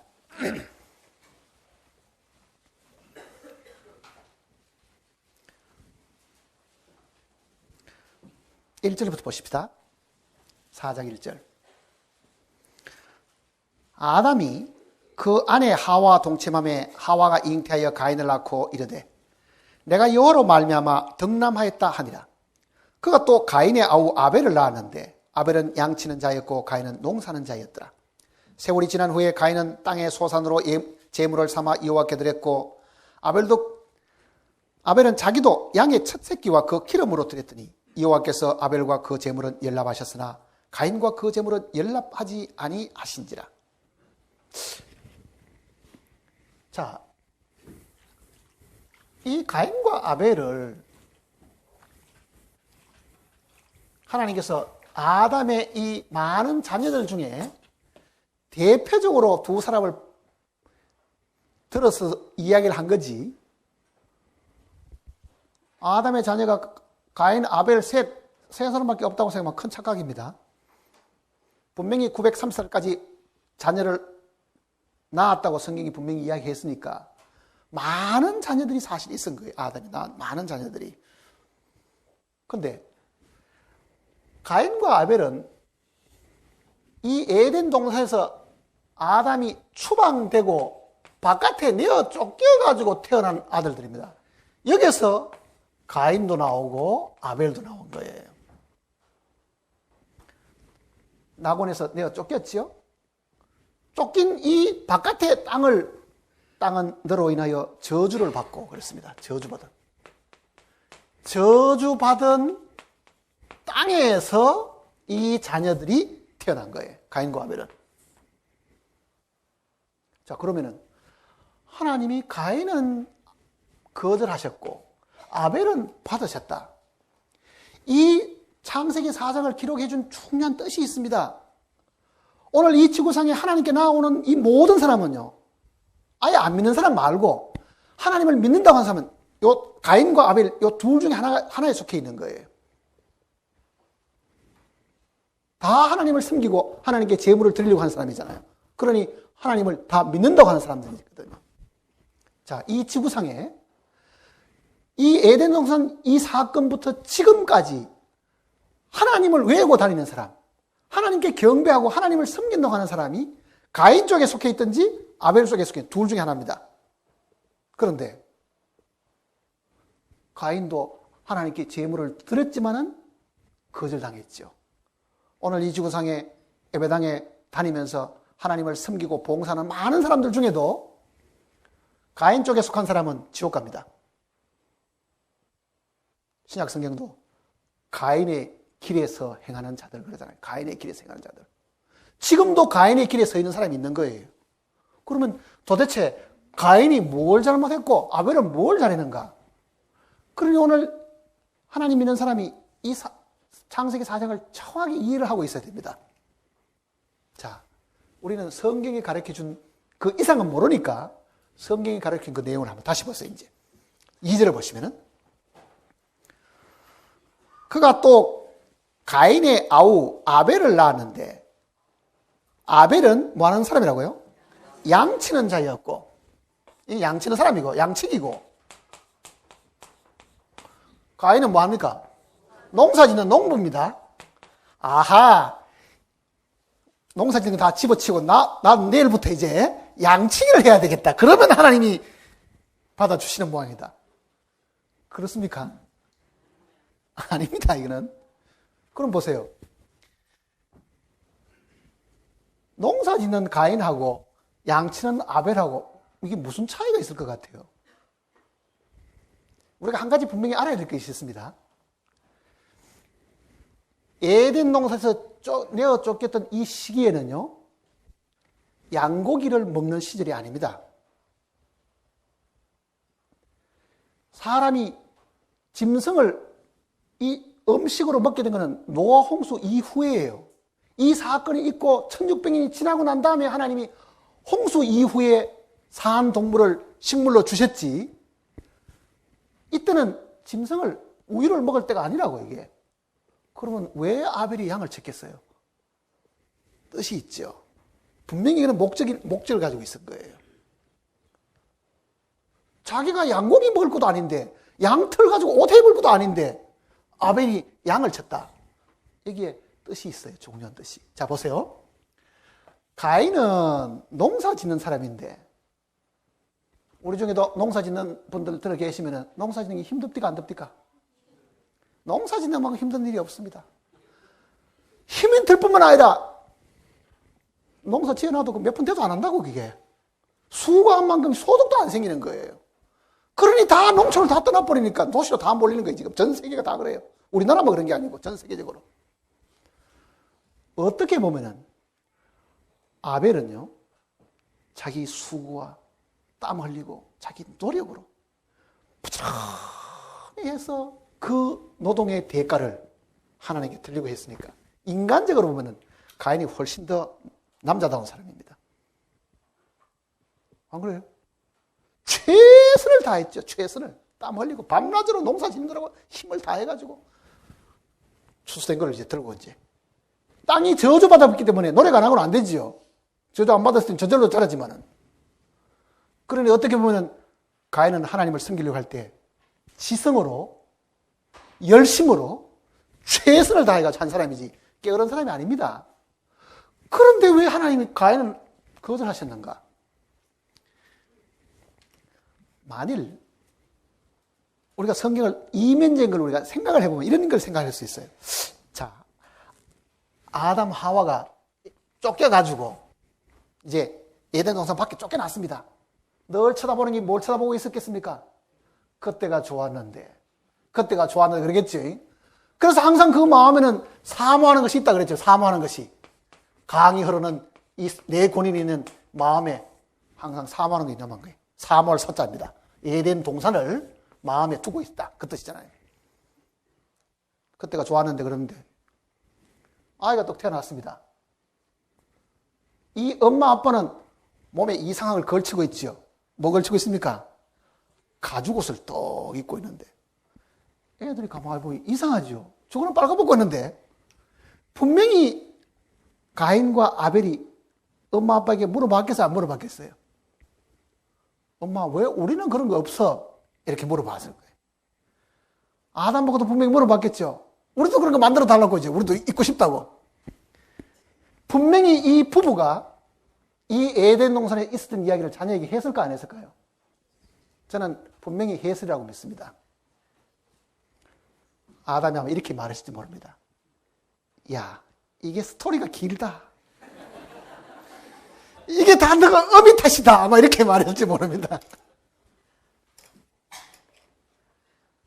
너 엄마가 이게 선악과를 안 먹었으면 정말 일이 없을 텐데 하고 아마 이 에덴 동산 스토리를 다 얘기했을 거예요.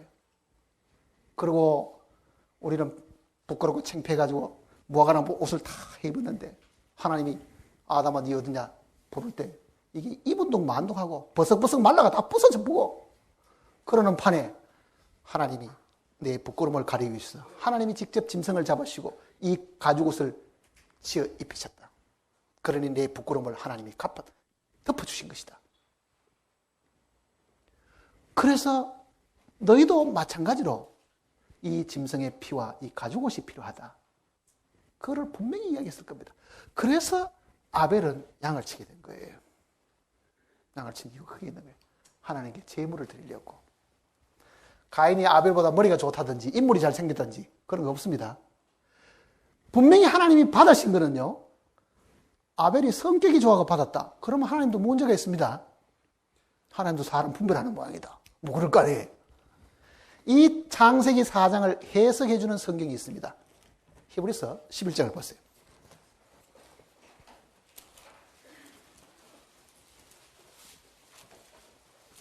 신약성경 히브리서 11장입니다.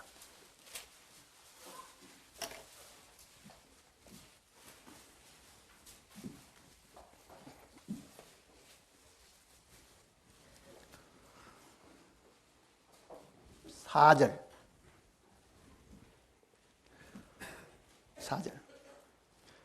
믿음으로 아벨은 가인보다 더 나은 제사를 하나님께 드림으로 의로운 자라 하시는 증거를 얻었으니 하나님이 그 예물에 대하여 증거하시리라.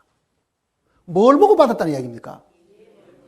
그가 드리는 예물을 받았는데 그 예물과 아벨을 하나로 보신 거예요, 사실. 자, 유대인들이 소나 양을 드릴 때는 뭘 합니까, 제일 먼저? 머리에 안수하지요? 안수의 뜻이 바로 거기에 있습니다, 안수. 짐승을 하나님께 잡아 바치기 전에 제사장들이 이 머리에다가 이렇게 손을 놓고 안수를 하는데, 안수는 크게는 이런 뜻이 있습니다. 이 제물과 내가 하나입니다. 동일시 하는 거예요. 내가 하나님께 바칠 염소 한 마리를 끌고 왔습니다. 머리에 손을 얹습니다. 하나님, 요 염소가 납니다. 그 뜻입니다. 안수하는 거는. 그러니 염소가 죽는 거는 내가 죽는 겁니다. 그 뜻이잖아요. 염소가 죽는 거는 내가. 그러니까 염소하고 나하고는 같다. 동일하다. 그게 안수의 뜻입니다.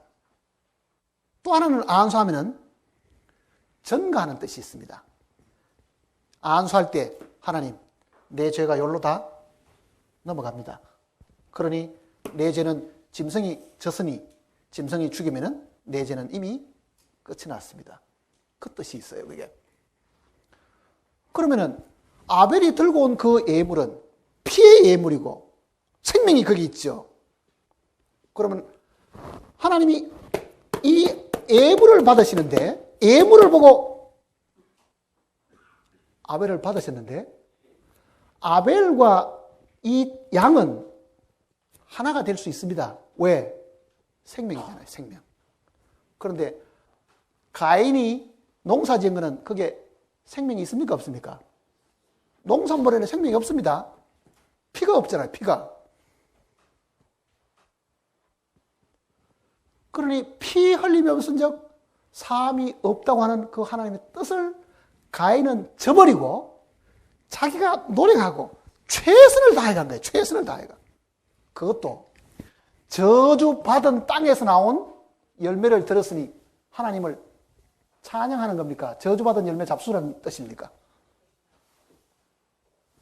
그러니 하나님이 가인의 제사를 받지 않으신 거예요.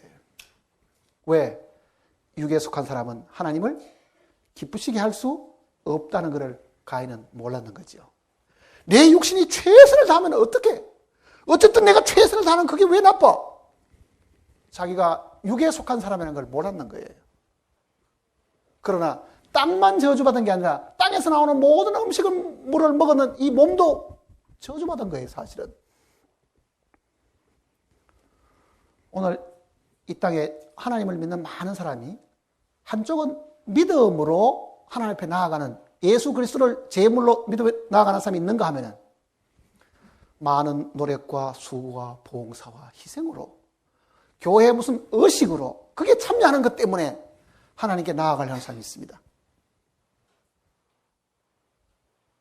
저희가 하나님께 열심히 있으나 지식을 쫓은 것이 아니라 하나님의 의를 모르고 힘써 자기 의를 삼는다. 그 아담은, 아니죠, 가인 같은 경우는 뿌듯했겠죠.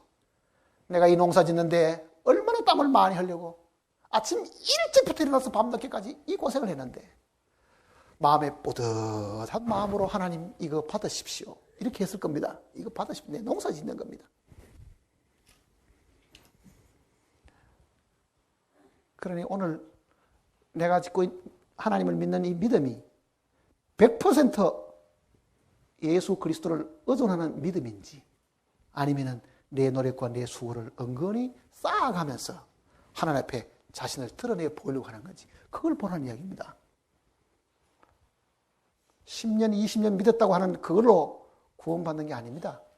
얼마나 하나님께 많이 드렸다는 걸로 구원받는 게 아니에요. 그건 다 육에서 나온 거예요. 우리를 구원할 수 있는 것은 죄 없으신 예수님의 보혈밖에 없습니다.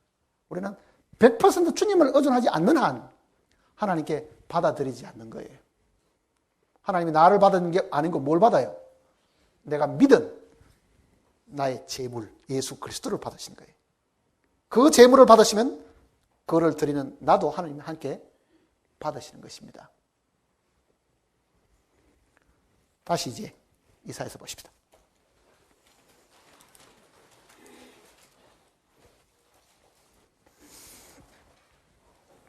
이사야 53장 돌아갑시다.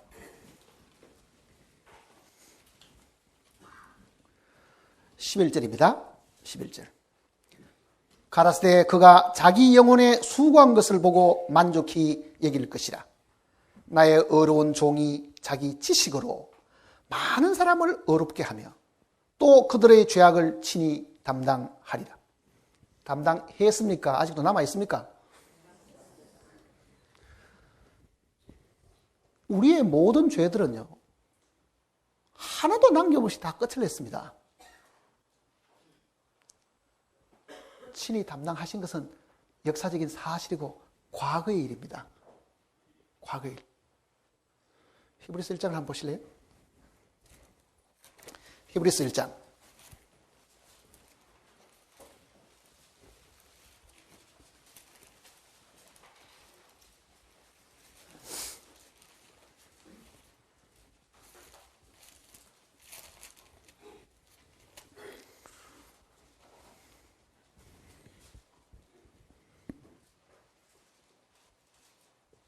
1절부터 보겠습니다.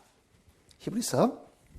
옛적의 선지자들로 여러 부분과 여러 모양으로 우리 조상들에게 말씀하신 하나님이 이 모든 날 마지막에 아들로 우리에게 말씀하셨으니 이 아들을 만유의 후사로 세우시고 저로 말미암아 모든 세계를 지으셨느니라.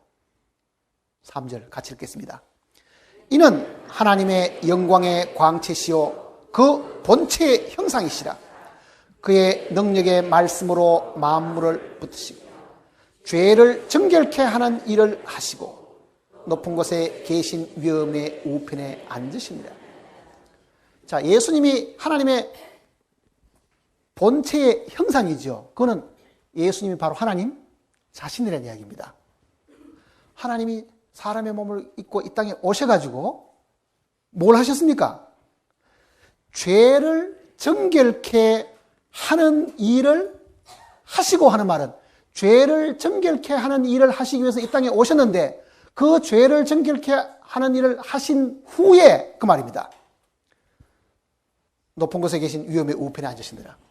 그러니까 이 땅에 오셔가지고 죄를 정결케 하는 일을 다 하신 다음에 하늘에 올라가셨다. 그 얘기예요. 그러면은 우리가 죄의 정결함을 받기 위해 가지고 할 수 있는 일이 뭐 있어요? 없습니다. 지금 만일 하나님 내 죄를 용서해 주십시오 하고 만일 우리가 운다고 하면요, 하나님이 가만히 보고 있다가 네 죄 다 사해놨다. 울지 마라. 그렇지만 아직도 답답한데요? 그렇지만 다 끝이 났다. 하나님이 지금 우리에게 말씀해 줄 수 있는 거 그거밖에 없어요. 죄를 정결케 하는 일을 하시고 하신 다음에, 그 뜻이에요. 하신 다음에.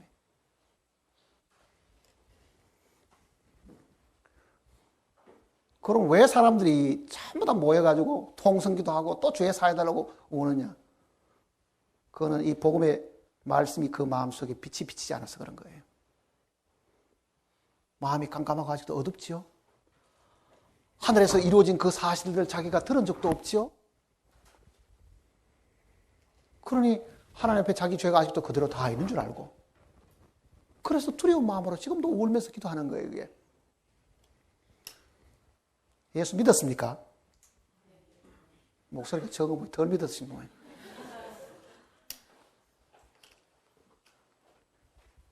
주 예수를 믿었습니까?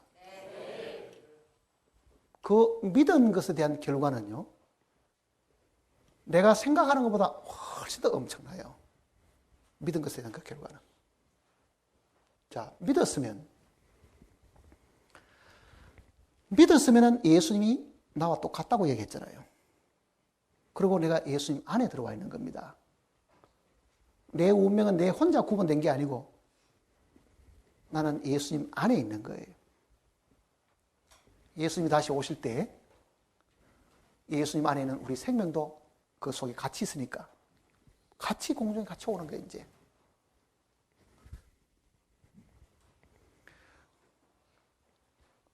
우리나라 옛날 동화에도 그런 동화가 있고 유대인이가 탈무에도 같은 그 동화가 하나 있는데 어떤 농부가 달구지를 끌고 이제 쭉 앞에 꼬부랑 노인이 큰 짐을 하나 짊어지고 끙끙대고 가니까 농부가 인정을 베풀었습니다. 할머니 어디까지 가신지 모르는 가는 데까지 우리 같이 가면서 태워드리니까 이 소 달구지 뒤에 타십시오. 아이고 이렇게 고마울 때가 있는가 하고 이제 달구지 탔습니다.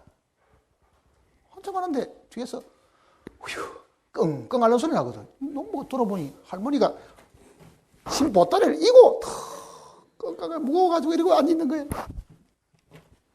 너무 깜짝 놀래가지고 아니 할머니 왜 아직도 짐을 안 내리고 계세요? 아이고 이 젊은이 내 타는 것도 미안한데 어떻게 짐까지 다 내려놓겠는가. 예수를 믿었다는 것은요 예수님 안에 들어왔다는 뜻입니다. 그러면 내가 지금까지 염려하고 걱정하는 건 어떻게 돼요? 그런데 오늘 예수 믿었다는 사람이 전부 다 죄집을 다 알고 다닙니다. 어디로 갑니까? 심령대부흥회. 아이고 하나님이 죄를 용서해 주십시오. 그러면 끝났으면 되겠지. 또 이거 다음 부흥회 또 갑니다 이제. 웃으신 분은 경험이 있으시거나 제가 과거에 그랬습니다. 사실은 새벽마다 가서 울고 심령대부흥회 유명한 부흥회가 왔다 그러면 그 옛날에 기도했던 거 다 끄집어다가 또 하고. 왜? 하나님 앞에 그 죄가 사해주고 아무도 가르쳐준 사람이 없었거든요. 이미 죄는 끝이 났어요. 과거의 죄든 현재의 죄든 미래의 죄든 하나님 앞에는 아무것도 없는 거예요. 그 앞에는 하나님의 보혈만 있습니다. 그 피를 지금도 하늘 성소에서 드리고 계시잖아요. 그러니 그 완전한 속죄 앞에는요. 한번 보세요. 그럼 가끔 사람들이 이렇게 얘기합니다. 내가 어제까지는 확실하게 죄산받은 걸 알겠는데 오늘 내가 또 거짓말 했거든요. 이거 도대체 어떻게 됩니까? 그래.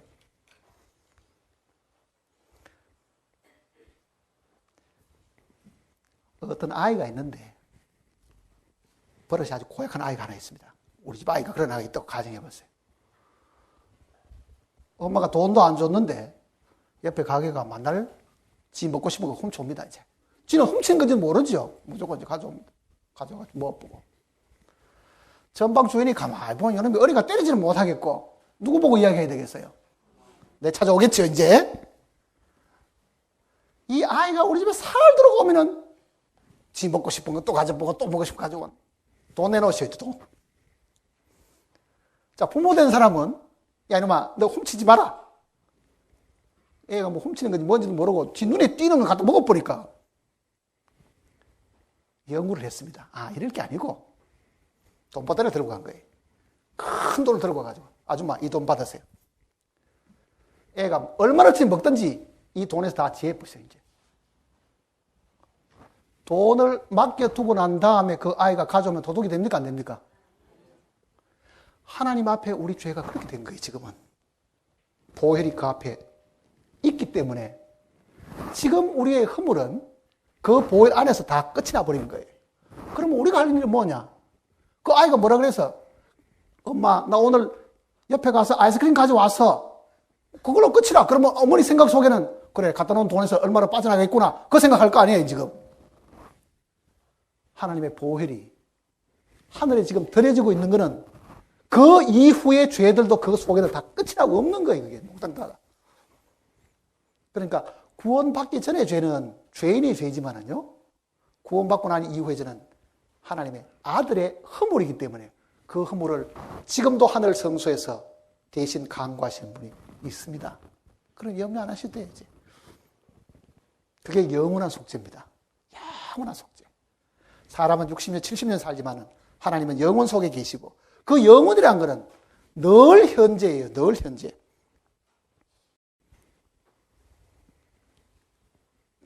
그러니 우리가 정작 염려하고 걱정해야 될 것은 내가 짓는 죄가 아니라 배워야 될 게 또 있습니다. 구원받고 난 이후에. 그 배워야 될 내용이 구원받은 사람의 신앙생활의 영적 성장을 가져주는 거예요. 그러니까 아이가 태어나서 자라야 되는 것처럼 하나님께서 우리 주신 생명은 처음에는 어린 생명입니다. 그 어린 생명이 먹고 자라려고 하면은 이제는 신령한 젖이 필요하고 젖이라는 것은 밥하고 다릅니다. 젖이는 엄마가 밥을 먹고 난 다음에 그 영양소를 가슴에 이렇게 엑기스처럼 보관하고 있는 거잖아요. 그러니 자라는 사람은 처음부터 자기가 말씀을 경험하는 게 아니고 경험한 사람들의 가르침을 통해서 자란다는 뜻이에요. 그게 가르침을 통해서. 그 가르침이 이 하나님의 교회 속에 있고 복음을 깨닫게 해준 이 속에 있으니까 이 안에서 듣고 배우고 하는 동안에 자라서 그도 어느 날 단단한 음식을 먹을 수 있는 위치까지 이르게 됩니다.